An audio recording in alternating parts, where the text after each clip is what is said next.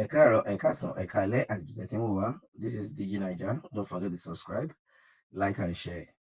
Ó tún ti ṣẹlẹ̀ báyìí o lórí ọ̀rọ̀ àwọn ọmọ onímọ́tò yìí ní Àbọ̀lọ́rẹ́ jáde. Ó ṣáà ní Tàfàṣégò. Ó bẹ̀rẹ̀ sí ń sọ oríṣiríṣi àwọn ọ̀rọ̀ tí ò bá kùn gbé fún MC Olúọmọ. Òun náà bá jáde pé wá tó bá ní MC Olúọmọ èèyàn burúkú ni èèyàn burúkú ni.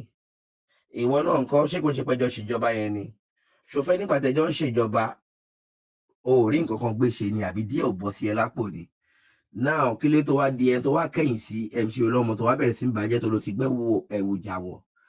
Àbọ̀lọ́rẹ́ ṣe àwọn àlàyé rẹpẹtẹ ó nígbò gbogbo ń tẹ̀sí tí lè fi jó lòun máa tú ẹjọ́ jẹ́ gbogbo ẹ̀ ní ẹjọ́ ẹ jẹ́ ká jọgbọ́n lẹ́nu Àbọ̀lọ́rẹ́. No, ọ̀rọ̀ ẹ̀ ń ṣe ó ń ṣe mí ní mo kí gbogbo ẹ̀yẹ èèyàn mo kí gbogbo èèyàn nílàákàyè o. Ẹ tiẹ̀ gbóná. Ségò ta ni ẹ gangan? Ta ni Ségò gangan ta ni ẹ? Torí nígbà tí wọ́n bá ní òun ti gbé aṣọ ọjà wọ̀ báyìí. Aṣọ ọjà lórí kíni? Now, ẹ jẹ́ ká kọ́kọ́ ṣe báyìí, ẹ jẹ́ ká summarize. Ó ní ìjọba àná, ìjọba jẹgúdújẹrá, ìjọba olórí ẹrú. Kí ni nǹkan tí ìjọba àná yẹn ṣe tẹ́ ẹ jọ ṣe? Kí ni nǹkan tí Olúọmọ ṣe tí Ségò ṣe? Ta ni Ségò ta ni ẹ gangan? Tó sọ pé o ti bẹ̀rẹ̀ ìjà báyìí o fẹ́ pèjà lórí ìta ni kí ló dìjà? Àní nǹkan mẹ́ta ni mo mọ̀ tó máa ń dìjà. Nǹkan mẹ́ta: obìnrin, owó àti ipò. Ipò tó fẹ́ dé o ti débẹ̀. Tó bá jẹ́ pé lórí owó ni gbogbo ìjọba àná yẹn ẹjọ́ pa ẹjọ́ kún ni. Kò sí nǹkan tó ṣe Olúọmọ tí ò ṣe wọ. Gbogbo Lagos State àti Marwa o àti Union o àtọlọ́kadà tó ní mọ́tò ẹ̀yin méjèèjì yẹn àbí mẹ́ta gbogbo ẹjọ́ tó ni. Ẹjọ́ tó. Tó bá ń ṣépè fún yín, tó bá ní èpè 100 lélẹ̀, tó bá ń gbé fún yín, èmi fúnra mi jẹ́ èpè 100 bá lọ bá yín, èmi gan 30 máa wá bá mi ń bẹ̀, mí náà máa bá yín gbé pè sára.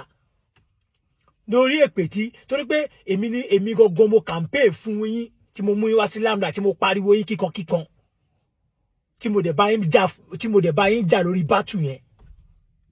Àbí wá sọ fún mi pé kò ní nǹkan tí mo ṣe lórí battle yẹn ni tí mo fi contribute sí success tẹ́yìn náà jókòó lélẹ̀ ni.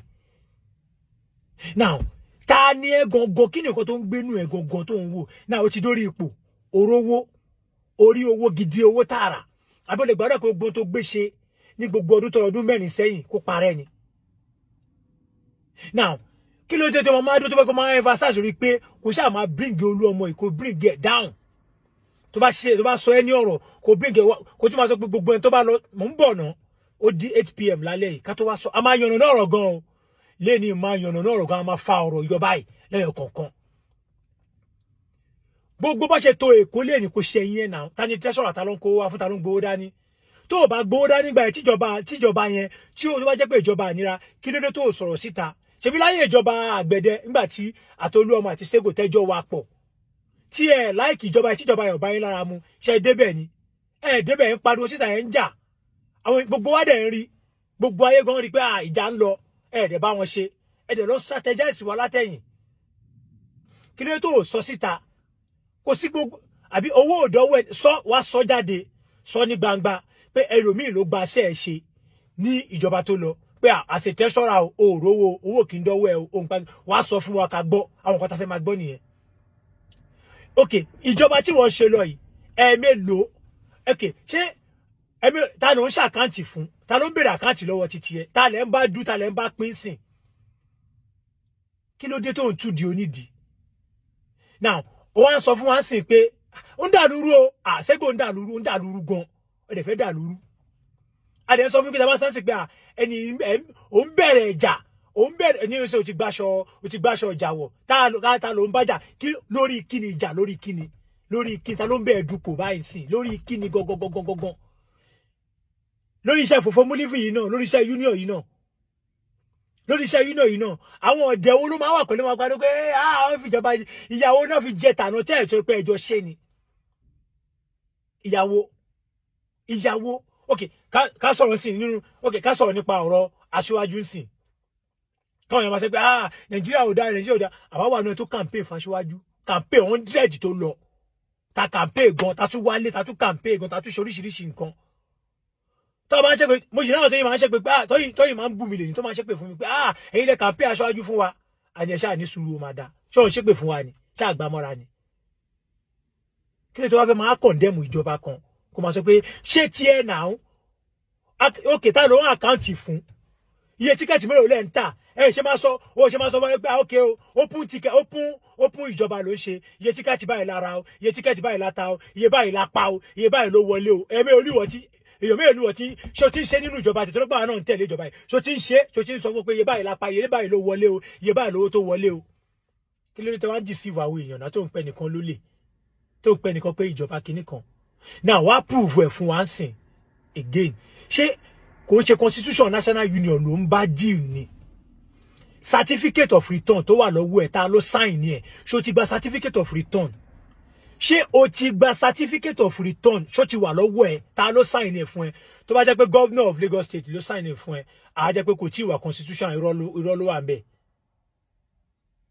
tó even tó bá jẹ́ pé president ìlú ló sign ẹ̀ fún ẹ irọ́ ló wà ń bẹ̀ because ẹni tó gbọ́dọ̀ sign certificate of return ẹ ẹni tó jẹ́ president ẹgbẹ́ national union tó jẹ́ pé òun ni tó constitutional right láti sign ní ẹni tó bá ní kẹ́nìbọ̀dì má débẹ̀ anybody ò gbọ́dọ̀ débẹ̀ ẹni tó bá débẹ̀ ó máa yọ kí ló ń pè yẹn òun pèjà òun dà lúrú nìyẹn òun dà lúrú a dẹ̀ máa sọ gbogbo ọ̀rọ̀ a máa yànnà nú ẹ̀ tó bá di 8 PM lálẹ́ yìí a máa mú wá lẹ́yọ kọ̀ọ̀kan má bọ̀ kó jókòó torí pé máa gba lẹ́sìn o máa gba lẹ́sìn lálẹ́ yìí gan máa gba lẹ́sìn a dẹ̀ máa yanjú ẹ̀ lẹ́yọ kọ̀ọ̀kan ìjà kọ́ ọ̀rọ̀ èébú kọ́ ọ̀rọ̀ èpè kọ́ lélẹ́yìí ọ̀rọ̀ kájọ jókòó báyìí kájọ láyéra wa ni torí o ti jogun omi o ti gbáṣọ ọjà wọ̀ lórí kíni afẹ́mọ̀dí lórí kí ló ṣe wáṣọ ọjà tó bá ní àwọn kan wọ́n lọ competition lórí kíni tó bá di lálẹ́ àjọ máa yànnà náà ọ̀rọ̀ yìí fúnra wa káde wá béèrè pé owó gan fún ara ẹ̀ tó ti wà constitutional torí pé certificate ò tí èmi ò àti ìrì torí àjẹ tí ìrì certificate lọ́wọ́ yín certificate of return as authentic shama àti ìrì lọ́wọ́ yín kẹgbẹ́ dání báyìí pé ok torí pé àwọn ohun tẹ́ ìbéèrè ni ohun tẹ́ ń jà sí yẹn gangan àti ohun tó ń fàjà yẹn gangan òun la fẹ́ mọ̀ adẹ̀ fẹ́ mọ̀ ohun tó ń ṣẹlẹ̀ gangan ni o àfẹ́ mọ̀ ó di 8 PM lálẹ́.